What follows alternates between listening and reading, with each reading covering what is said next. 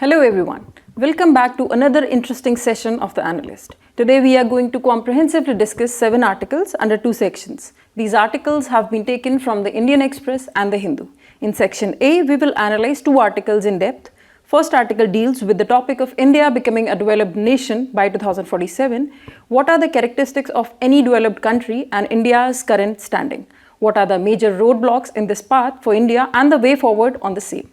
Second article is about the universal health coverage. What are the present statistics in India's context, various issues and initiatives that exist in this aspect, and the measures that could be adopted. Next, in section B, which is the simplified section, we will take another 5 articles along with the value addition part. This will help you in your upcoming prelims. So, stay tuned. So, beginning with the first article of the day, despite the global slowdown, India has been able to achieve an impressive growth rate of 7%, which is an average over years. So this is to be seen with the aim or with the goal of achieving the developed country status by 2047. Now this keeping in mind and the context of the article that we are seeing and reading, we have to understand that this path to development, or in fact the path to inclusive development, has to be green. That means it has to be sustainable. So there are some efforts that still need to be implemented. There are some issues that needs to be resolved. To more understand about this topic, first of all, understand what are the criteria and what are the specifications for any country to be categorized as a developed country. So let's see, starting with economic factors, not just economic, but there are social as well as technological factors that contributes towards any nation turning into a developed economy or developed country. First of all, there are clear economic factors, starting from high per capita income. So, as per, there are four categories where countries are categorized. First of all, there are low-income countries, then there are lower middle-income countries, then upper middle-income countries, and high-income. India falls in the criteria of lower middle-income countries as of now. It stands at around $2,600 billion per capita income. By that standard, it falls in this second category. And to become a developed or become a developed country status, to achieve that status, it has to turn into a higher income country status. First of the criteria that falls into the economic factors is that. Then we have to ensure our transition from primary sectors such as agriculture and mining. We have to transit majorly towards service sector and advanced industrial sectors. Then we have to ensure there is robust development or robust infrastructure development, connectivity, resilient transport sector that is growing at a resilient growth rate, and financial markets that are able to take care of financial ups and downs. So what is a developed economy? As you can see in the diagram, it has an advanced infrastructure, sustained economic growth, and a high quality life, which includes many social factors as well, apart from the high income criteria that we have already discussed. Now going ahead, there is second criteria which is related to social and human development factors. In this, we have to ensure education, the quality education, coverage, as well as quality. Not just the primary, but the secondary and higher education as well. To both the genders, in fact, it has to be inclusive, affordable and accessible.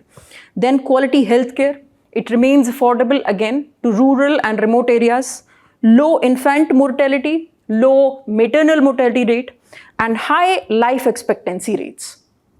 Robust political institutions so that individuals are able to express their freedom, their right to express themselves, and are able to achieve their unlimited potential towards developing their best ones. Then there is a factor of technological and innovation factors, in which there has to be advanced technological development. We have to come up with innovative products, not just with respect to digital innovation, but also with social sectors as well as health, education, skill development and others. Even sectors such as agriculture, for it to turn profitable, for it to turn remunerative or to enhance farmers' income, we have to ensure that the required digital innovation takes place. And also the dissemination of information goes to the farmers, the eventual producer of our crops. At present, R&D levels in India still remains less than 1%. So it is less than 1%. Developed countries such as USA, China, Israel and to South Korea do have higher share allocated to research and development. Particularly countries such as South Korea, they invest around 5% of their GDP just to research and development, that is to coming up with innovation and newer technologies to be invested in different sectors. Now what happens is this saves resources, this reduces the time, and of course presents the better quality of various products that we are able to come up with research and development. So in long term, the initial investment is overcome by higher benefits and the returns that we get. That of course we have to ensure productivity, be it the agriculture sector, manufacturing sector or the services sector. So you can see in this diagram there are some countries, these violet color represent the country with developed regions. Then we have countries here, some of the countries in Asia such as Hong Kong, then we have Japan or South Korea. These again fall under the category of developed countries. Apart from it, New Zealand, Australia, they are also under the headline of developed countries. India is still a developing country. What is a developing country? How it sets apart or how it is differentiated from any developed countries? So first of all, any country, for it to be categorized as developing, there are certain criteria which has been defined over time with studies. First, it goes through low per capita real income. It also has high population growth rate. These two factors are quite prominent in India's case. Then it also has high rates of unemployment. So we wouldn't really say that India has high rates of unemployment, but there is considerable amount of unemployment rates which needs to be addressed, and we need to ensure that we create enough jobs so that it is able to cater to 4 million people that are entering India's market every year. Then dependency on primary sector, that would mean sectors like agriculture and allied sector, could be livestock sector. And primary commodity export, when it comes to trade, our export is still dominated by primary products and commodities like agriculture. So recently, India has been able to overcome UK to become the 5th biggest economy in the world. That is a positive, that is India's movement towards a positive direction, but there are certain faults or there are certain roadblocks which still hinders for it to become a developed nation. Now let's see more about that. What are the growth drivers which can propel India? That means what is the potential of India as a country to become one of the developed nations? First of all, India stands at the cusp of the time where it has the demographic dividend, where that means the average age of the people or the population that India has stands at around 28.2 years in the year 2023. As you can see in the map or in the diagram given next to it, in 2011, we had this demographic dividend where 61% population was able to work. It fell into the working age population, whereas dependent population stood at 39%. What is the dependent population? That could be children that are still studying or below age or below working age, or it could be old people. These both categories are termed as, or the non-working women population as well, are generally termed as dependent population. When this share is more than the working population, that means the economy do not have the potential to grow. When the working population or the potential working population is more, this indicates a positive idea towards the demographic dividend. In 2031, this is projected to become 65%, the demographic dividend age or the working age population, and 62% will be in 2051. So this is just one this is just one graph to give you an idea how this age or how demographic dividend in India's case is going to go. Now at present, we are standing at the age or cusp of 28.2 years. So this is one of the positive growth drivers that India has. Second is about the economic resilience despite global slowdown. Like I said, there has been ongoing Russian and Ukraine war. Despite India has been able to achieve, despite the limitations on supply chain and its weakened resilience, India has seen and has been able to achieve a decent 7% economic growth rate, in fact more than that. And again, IMF predicts it to go at the rate of around 7% next year also. As we saw, for a country to become developed, the country has to transit from a primary sector, then towards the manufacturing sector, and eventually to the service sector. So if we see GDP-wise, our country has already transitioned toward this, but not the population that is located or allocated towards the employment sector. So this is one of the potential drivers that could lead India to become one of the developed countries.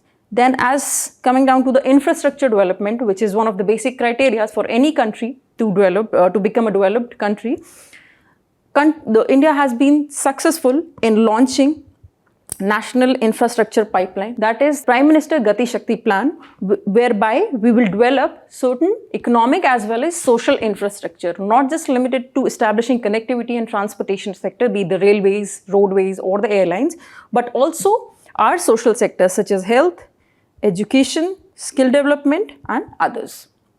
Then the case of digital transformation and increasing startup ecosystem. So by the present record, around more than 1 lakh recognized startups have been begun or have been started across 763 districts. Now this is as per the information given by the Department of Promotion of Industry and Trade.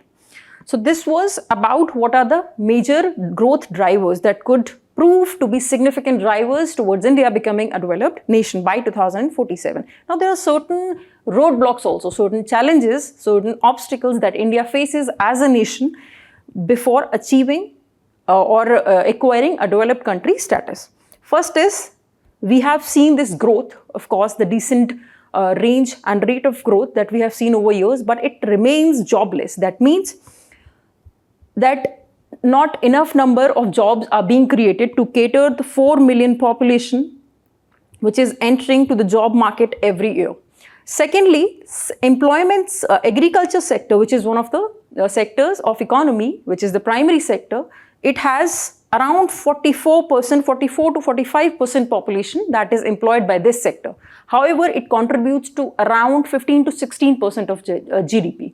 So employment-wise, India still remains in the primary sector, while GDP contribution-wise, it has transitioned to the services sector, which is not a proportionate alignment. So for that, we have to ensure that the agriculture sector is not unevenly suppressed or not unevenly catering to the employment sector.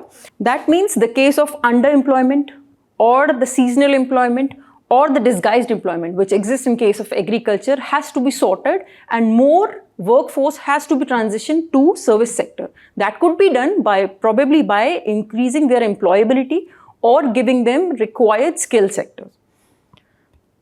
Giving them required skills. Then the case of income inequality. In 2022 and 23, we saw that 22.6, that is around 23% of national income went to the top 1% population.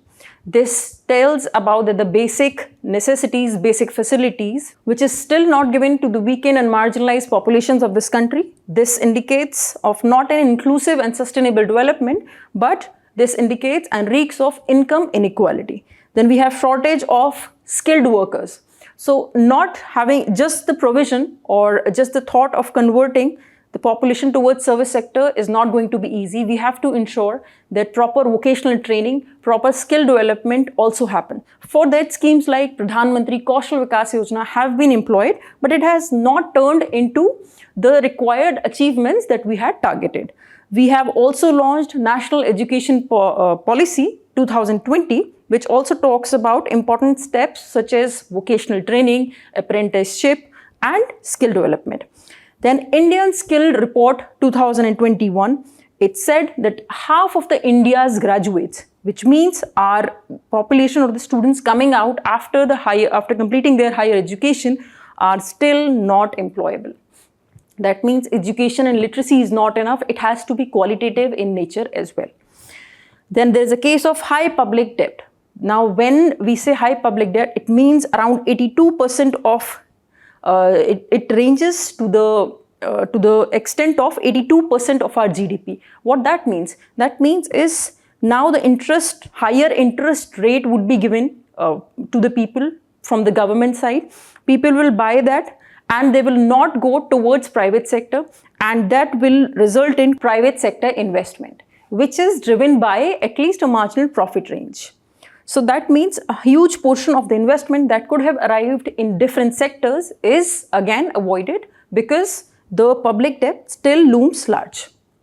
Another factor is about climate change vulnerabilities. A large amount of GDP or a significant proportion of GDP is given every year or allocated every year towards disaster management because of the disasters such as cyclones, floods, or these droughts, which is an annual phenomena in India's case. Then there is a case of pollution, air and water pollution, various diseases caused by, let's say, by not tackling or by not giving adequate attention to wash sector, hygiene sector. Diseases such as cholera or the waterborne diseases are generated. Then there is a case of deforestation, climate disasters such as increasing number of forest fires and biodiversity loss. Then there are extreme weather events. These cyclones are not just occurring every year, they are also increasing in frequency as well as the intensity, destroying and resulting in loss of lives, destroying property also. Then economic and social cost of climate change are also there. People who are not able to take care or not able to mitigate these changes would be the first or would be the people who would be affected the most. Another case is about infrastructure deficit and financing challenges. Now, if these tools exist, they are either not employed by people and agencies, or very less investment is given. Infrastructure gap transportation, there are certain sectors such as transportation, power, and urban infrastructure, which are crucial from the angle of any country moving towards a developed status. As per World Bank, around 1.5 trillion US billion dollars is the requirement of India for it to generate adequate infrastructure for it to become one of the developed countries. Then there are issues of environment clearances, cumbersome regulations, time wastage, cost overruns, and land acquisition. And of course, litigation. A lot of time and resources are also wasted in that. So these are some of the major roadblocks that India as a country faces. Now, what can we do about it? What are the possible measures that can be implemented to ensure that this transition happens by 2047? First of all, as we said, our National Education Policy 2020 also talks about vocational education. It speaks of skill development programs and the various schemes that government has implemented. The need is to increase the outreach, to increase the quality of the students that are coming out of the schools so that they can use such activities, and if not, there is a need to recognize the traditional knowledge that people have. There is a need to recognize prior knowledge that people have already had. And apprenticeship. Emerging technologies such as artificial intelligence, robotics could be used to figure out and to assess such population and to disseminate such kind of knowledge. Then, and of course, forming such kind of training modules. Then we can come up with various renewable energy projects. For example, one of the successful model in that case is Norway model. This we can use and ensure adequate information and awareness is given to the people so that they could become employable as well. Then there is a need to transit towards rural development. Urban development, as I mentioned, is crucial for any country for it to become a developed nation. But rural development cannot be overlooked. It is the key for any country, first of all, to become sustainable in nature. So we need to ensure connectivity by developing roads, all-weather roads, electrification, healthcare facilities, primary healthcare centers, staffing, and digital connectivity. Then we have to ensure not just agriculture, but agro-processing units are being developed there. The farmers are becoming the decision takers. And then there is a case of manufacturing hubs. India being labor surplus country, there could be proper manufacturing industries that could be developed, and these labor could be made by giving them proper training into skill or employable labor that they could be employed in these sectors. Then there's a case of sustainable agriculture practices. The practices, many of the agriculture practices that we practice are not long-term. That's why we have seen many of the issues coming up in World Trade Organization also. So for that, we need to ensure that these practices such as multi-cropping, not going for the monocropping that leads to, again, reducing fertility of the soil, other sustainable practices such as micro irrigation, and deciding the crops as per the climate, agroecological climate of that region. Then precision farming, techniques, organic farming, and access to institutional credit. That means the basic seed capital that any farmers need, that needs to be given. Third measure that we can adopt towards this road towards development is the R&D. From at least the South Korea that present stands at the rate of 5%, which it devotes to its GDP. The 5% share in South Korea's GDP is given to research and development. At least in India's case, it should be ensured that it goes from the present level of less than 1% to at least 1% of GDP towards various sectors. That could be semiconductor industries, that could be other skill build-up areas, and infrastructure financing and using public-private partnership. Any one side, be it public or private, cannot cater to the investment needs that India, an emerging economy, has. The public sector reach to the rural and remote areas, the trustworthiness it has acquired over the years and decades, and the private sector's innovation to come up with various innovative products has to be utilized, so that there could be various new strategies that could be employed and they also can become sustainable in nature. Then we have to take to asset monetization. There are various assets that are still lying unutilized with the public sector. We need to ensure that those are monetized and they give returns as per the need.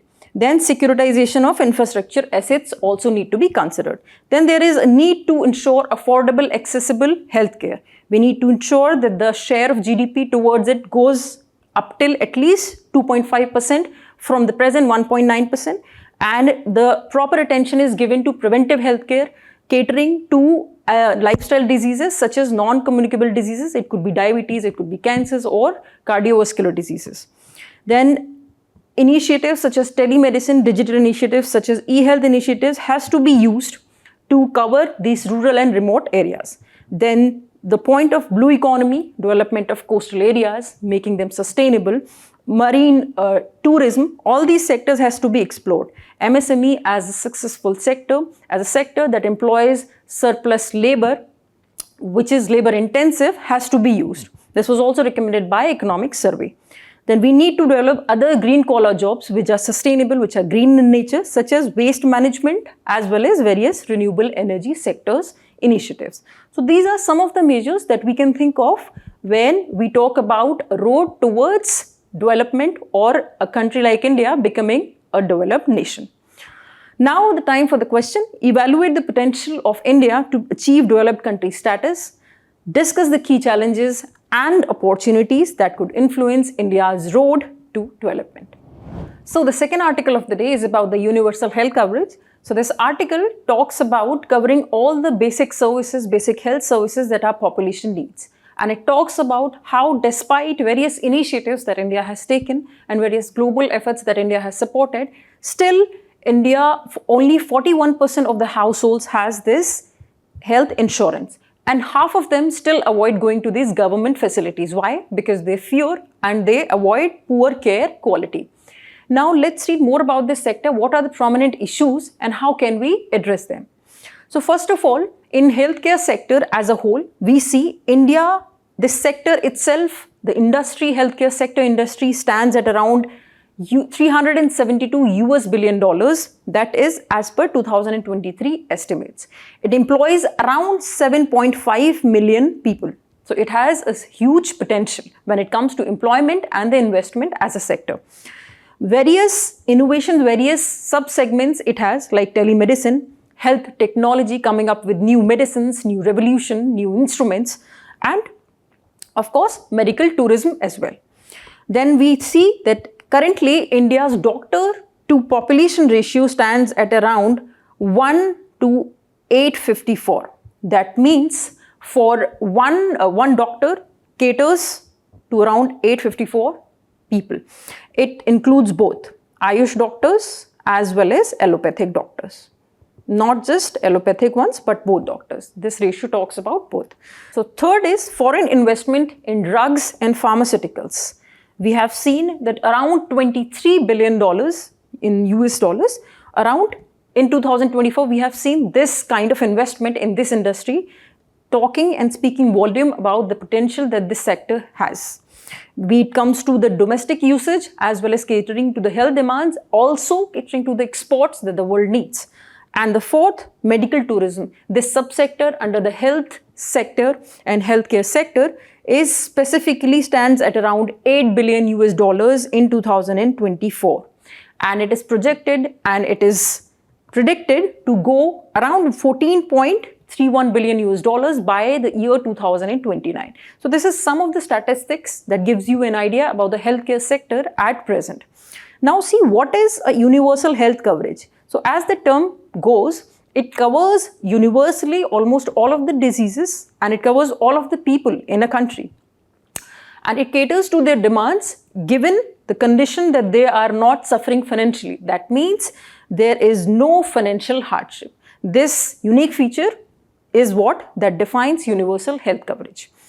And it includes not just the primary healthcare but also the secondary as well as the tertiary healthcare. Now, what are the issues? What are the challenges that faces this sector or the universal health coverage? It ranges from the systematic to various other issues. First of all, the healthcare structure that India has is pyramidical in nature, which means rightfully person has to approach primary healthcare center before it goes to tertiary healthcare center. But the inverted structure of healthcare that India has, you would see that that its primary healthcare centers are much lesser and more of the population is driven towards the tertiary healthcare center because not enough attention and not enough number of primary healthcare centers have been deployed and developed. Second is that only 1.9% of GDP is allocated to healthcare sector, which in itself is one of the very big sectors from social angle as well as economic angle. States such as Uttar Pradesh and Bihar, they particularly see concerns such as not enough screening, not enough diagnosis is done, which in effect is preventive in nature and which could save a lot of dollars that is being spent at the tertiary stage. And also at that stage, the disease has already become worst. So this is one of the prominent issues. Next comes about the accessibility, which is the urban and rural divide that we see in case of healthcare, be it the staffing, be it the doctors or the availability of medicines. 70% healthcare professionals are residing or established in urban centers. As opposite to it, 65% population of India is still residing in rural areas. That talks about the disproportionate division of the staff. Then we have rapid transition to NCDs, non-communicable diseases. 60 to 65% of the share of the diseases which has contributed to mortality in India, that is to death, is non-communicable diseases.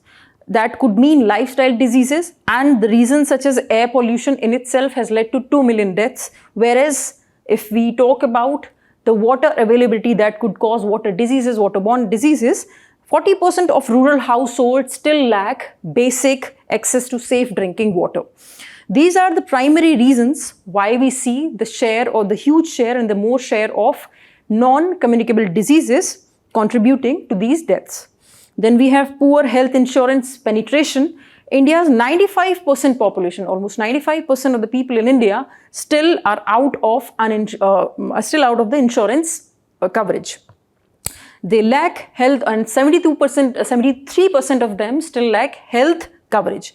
High out-of-pocket expenditures, around 60 to 70% of the healthcare funds that people spend still go towards out-of-pocket expenditure. That means that they are not ready for it, they do not have access to those funds, and then they still spend this amount of expenditure towards healthcare.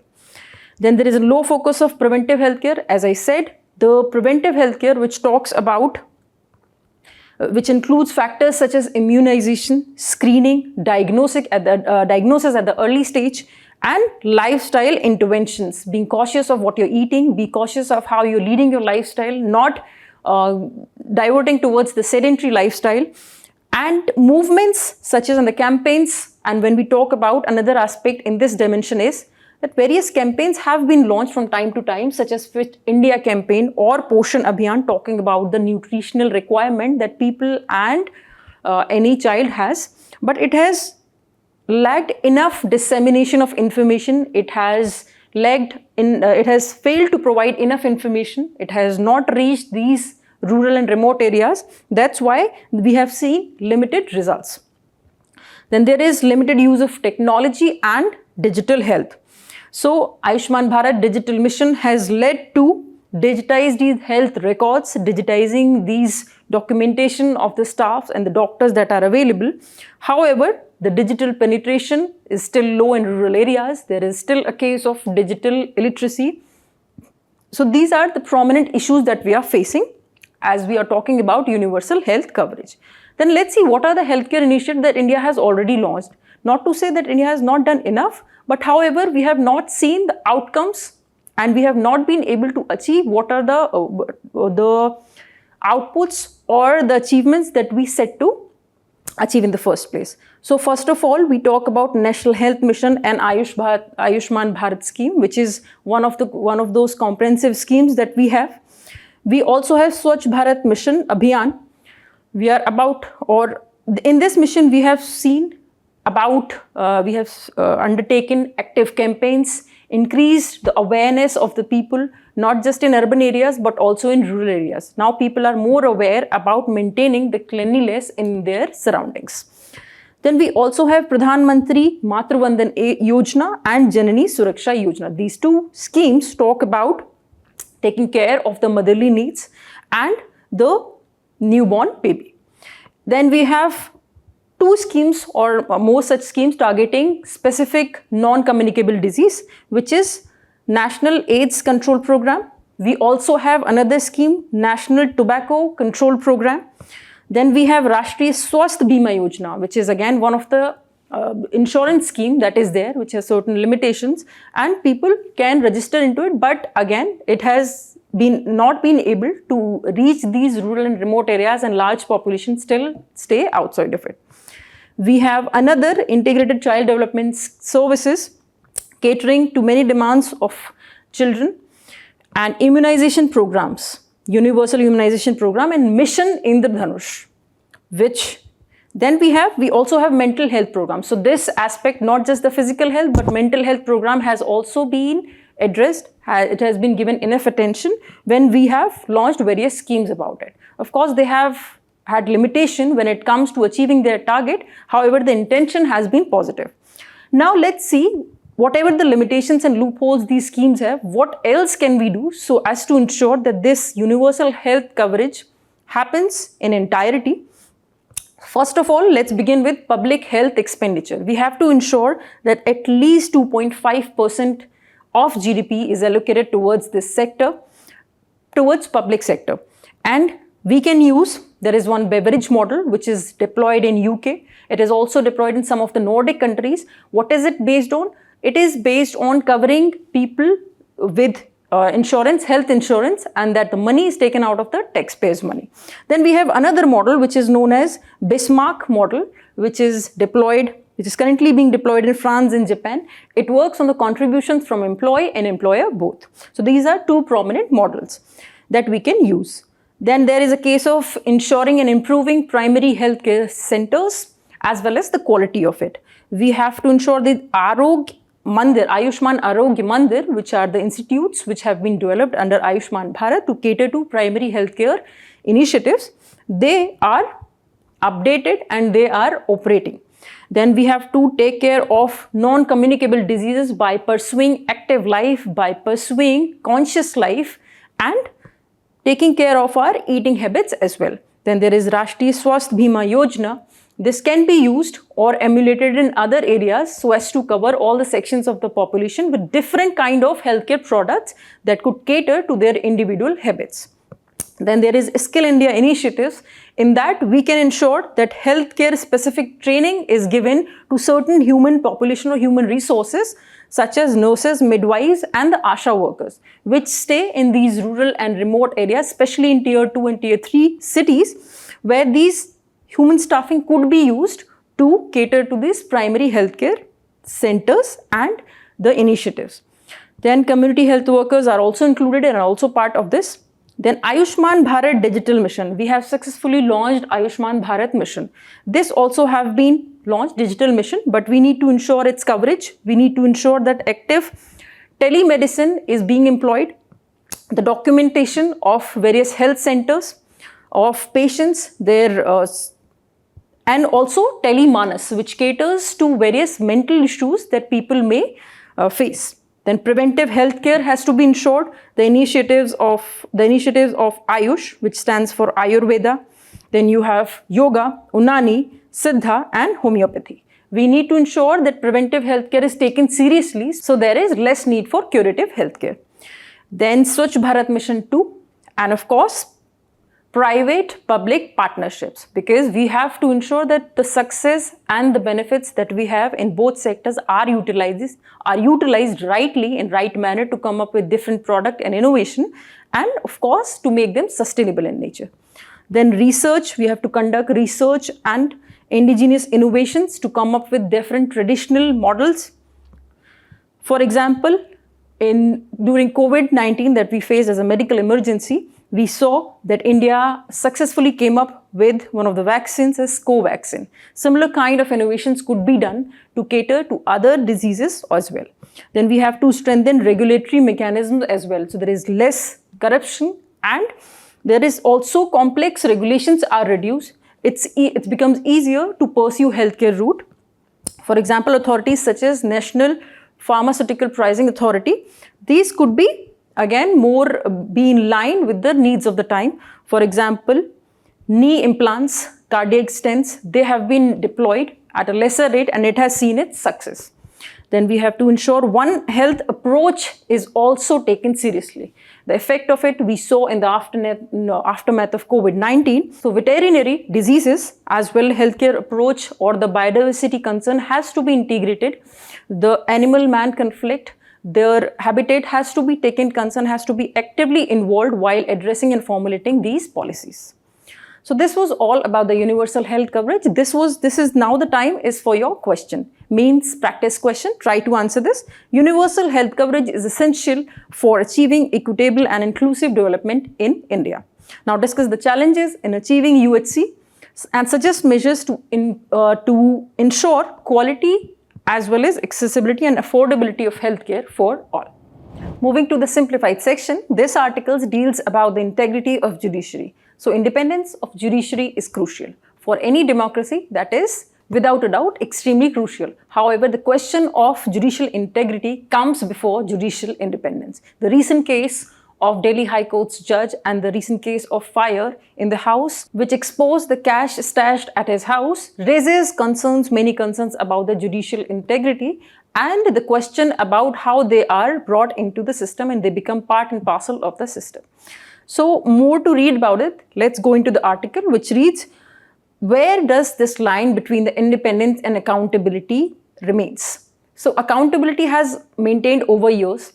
In 2014, when Parliament was successfully able to come with a mechanism such as NJSC, but eventually Supreme Court held it unconstitutional, saying that it impacts judicial independence. However, there was no argument about the accountability of these judges.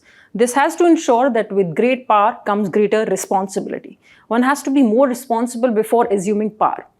So in that case, we will read this article and we'll see that what it says. India has several mechanisms. So not to say that India has not had such mechanism. However, the procedure to initiate such process is very complex and cumbersome. That's why most of the time it is not taken root.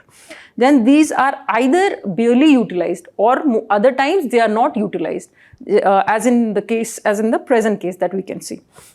The existing system of appointing judges, we are talking about the collegium system that we presently have, which is driven by Supreme Court's internal committee. Through collegium, it has been at the center of long-standing tussle, long-standing debate that we see, and it's not rooted in constitution. It do not stands the ground of constitutionalism. It do not stands the ground of scrutiny at the public level, and it fails to find the similarity or similar case in any other country, especially in the developed countries. The argument of judicial independence that somehow we correlate with the US, judicial system, but even in US, such collegium system do not exist. But in India, they still exist. So the collegium publishes. What is the problem with the collegium system that we have at the High Court level and the Supreme Court level? That it has no official criteria to appoint any judge, and there are no recorded discussions. These discussions happen within the internal meetings and they are not publicized.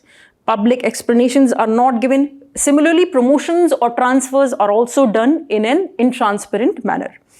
They are based on personal loyalty. Certain charges of favoritism and nepotism also have come up from time to time, and there are ideological alignments as well that we can see.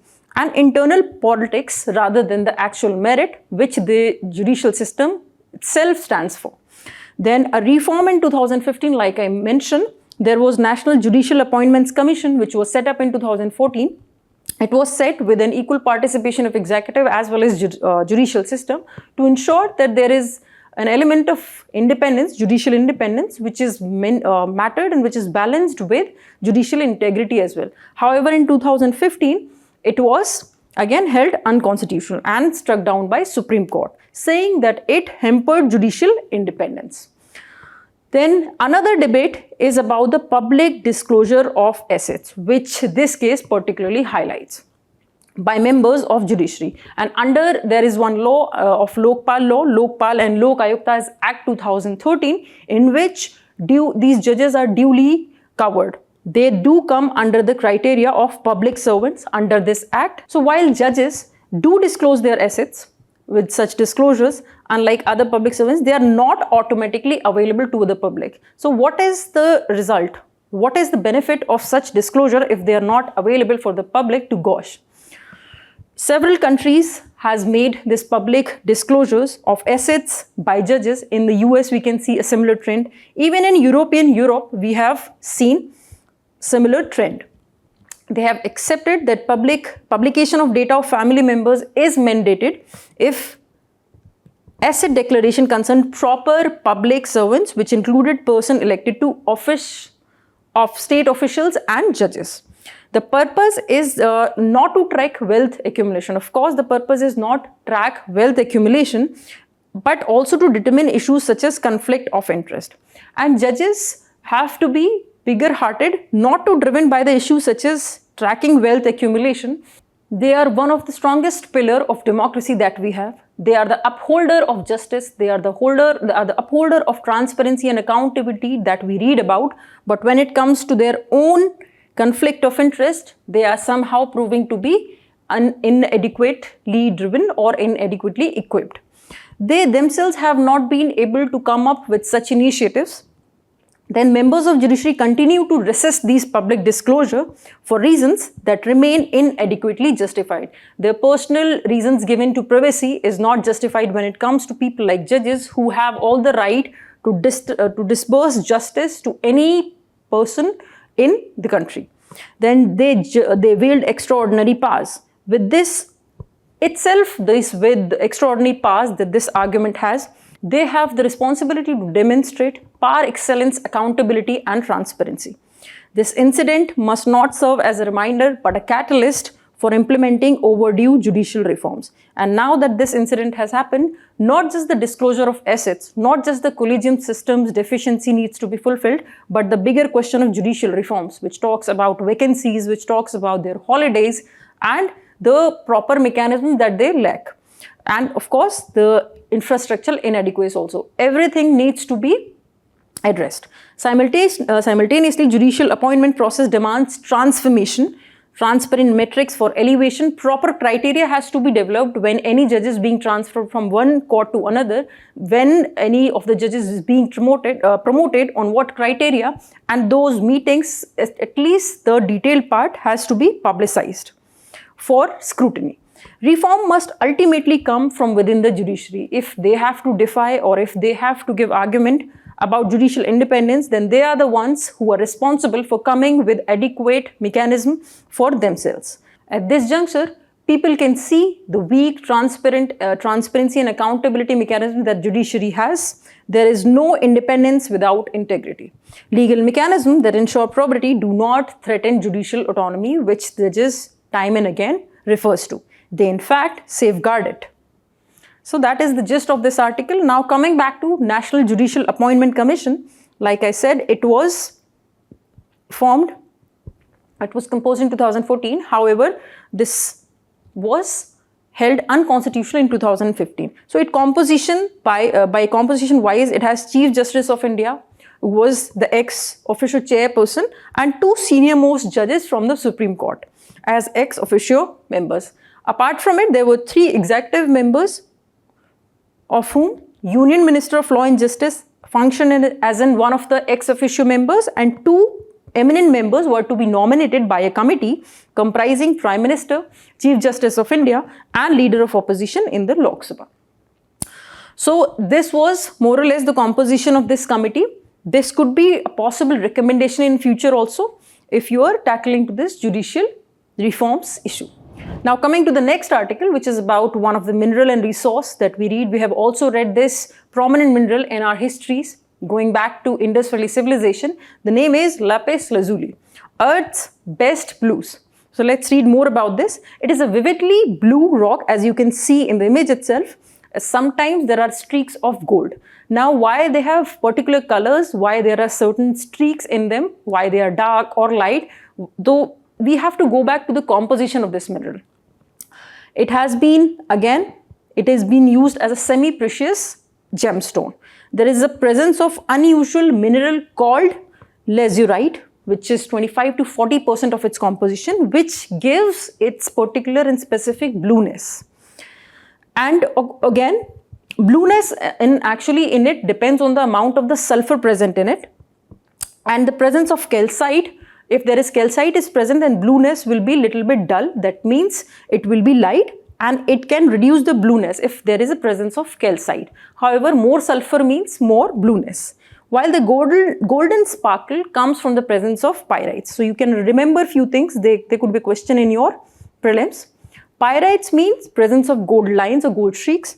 Then there is presence of calcite that means it would reduce the blueness, and more sulfur means more blueness. Some other minerals are also present like diopside and sodalite, smaller quantity. Now, like I said, historically this mineral we have seen in usage for going back to at least 6,000 years, and it has been found in many countries including China, Russia, United States, but the highest quality rock comes from Afghanistan, especially Badkhashan province, where people have been mining it for the last 6,000 years. Archaeologists have also found this mineral in the form of Indus Valley civilization, including Mohenjo-daro and Harappa regions. From there, we have been able to access some of these excavations. Egyptians also used to use this as to make jewelry, or to use as in particularly eyeshadow for cosmetic reasons. Then we have also seen, apart from Egyptians, Greek civilization has also used this mineral. In Renaissance period, artists in Europe also used to use it in their paintings.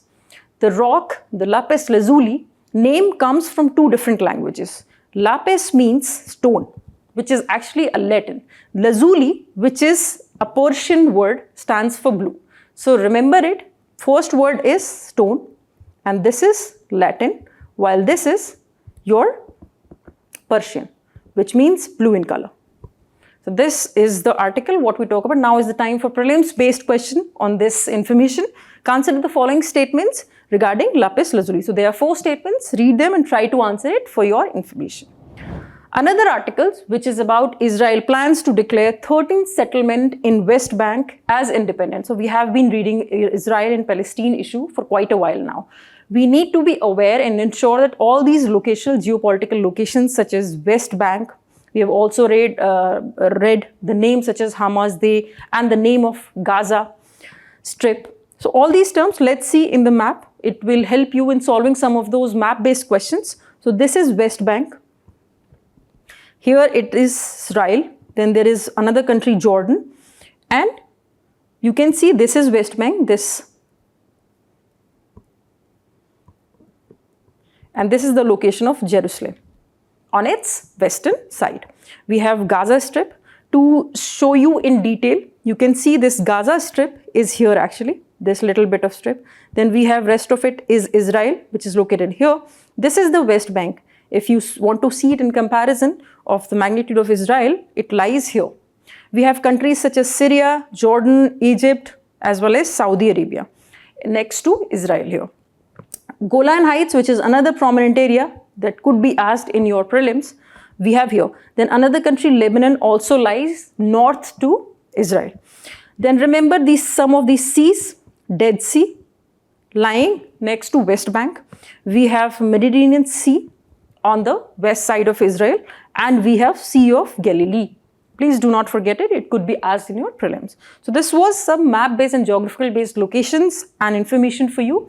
Now moving to the next article, which is about Tiger Reserve, going back to Karnataka, Bandipur Tiger Reserve. So there has been some issue about the night traffic and the ban that these forest officers had put in to save the biodiversity and their movement. But now the ban has been upturned by the government for certain reasons, and it has said the same affidavit to the Supreme Court. So the conservator of forest in Project Elephant sent the draft affidavit that did not favor lifting the night traffic ban. Of course, it executed this ban and it favored the ecosystem and the biodiversity there. However, it has, in its answer to the government, it has said that it still do not favor lifting that ban, backed by the data on the ground, and it presents certain data on the ground to say its and to present its case to the registrar of the Supreme Court. However, it has been recalled by the government and government wants to change its decision. So this is just to give you the background. Now let's read more about the Bandipur Tiger Reserve. So Bandipur Tiger Reserve, location-wise, is located in Karnataka, and states such as Tamil Nadu and Kerala lie next to it. They are adjacent to it. It's a part of Nilgiri Biosphere Reserve. You can further read in detail about this reserve as long as we are talking about Bandipur Tiger Reserve. They can also ask you information about Nilgiri Biosphere Reserve. Area-wise, it is around 874 square kilometers. And flora and fauna, there are tigers. And prominently, Project Tiger is also being implemented in this tiger reserve. There are also Indian elephants, leopards, gaur, and diverse wildlife.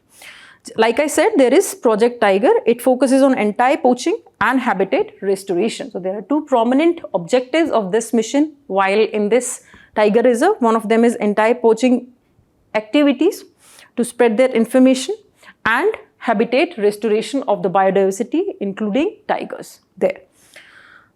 The location wise and map wise, you can see that there is Nagarhole Tiger Reserve in the north of it.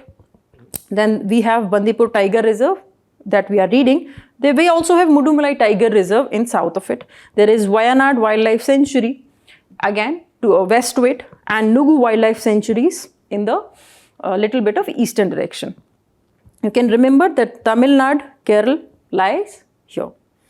You can see this location and have more insight as to the location of this tiger reserve, some more prominent information. This could be asked in your prelims. Now the next article, which deals about the complex struggle of Kurdistan.